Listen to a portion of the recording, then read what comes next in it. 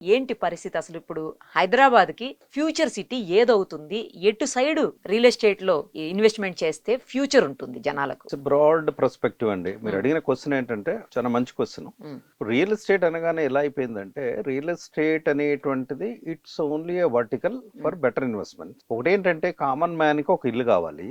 Yeah! ఇప్పుడు కొంత amount ఎప్పుడైతే అతను ఎర్న్ చేస్తున్నాడో అతను ఏం చేస్తాడంటే 40 to 50% రియల్ ఎస్టేట్ లో ఇన్వెస్ట్ చేస్తారు. మీరైనా నేనైనా ఎవరైనా. కరెక్ట్. కానీ రియల్ ఎస్టేట్ లో ఇన్వెస్ట్మెంట్ చేసినప్పుడు దానికి అతను ఎక్స్పెక్ట్ చేసిన రిటర్న్స్ కూడా రావాలండి. హ్మ్. ఎక్కడో ప్లాట్ తీసుకున్నాడో 10 సంవత్సరాలు అయింది, దాని రిటర్న్స్ ఏం రావట్లేవు. మనకున్న ఎగ్జాంపుల్స్ లో 20 ఏళ్ల కింద తీసుకున్నా గానీ ఒక ప్లేస్ లో రిటర్న్స్ రావట్లేదు. అది కూడా వింటుంటాం సార్. ఎప్పుడో 15 ఏళ్ళు, 20 ఏళ్ల క్రితం ఆ. తీసుకున్నాము. ఒక 10,000, 20,000 పెరిగింది. అంతకు మించి పెరగలేదు అంటా Yes. ఉంటారు. చెప్పండి. అందు ఎక్కడ పెట్టొచ్చు? ఎక్కడ ఫ్యూచర్ ఉంది?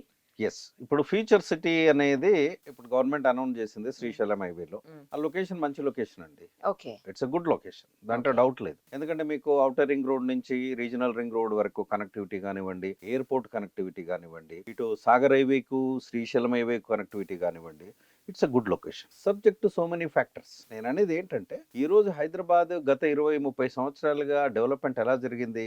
సిటీ నుంచి ఒకప్పుడు బంజారాయిల్ జూబ్లీ హిల్సే పెద్ద గొప్ప అనుకునేవారు. కరెక్ట్. ఉం? అవును. తర్వాత ఎటు పోయింది అది?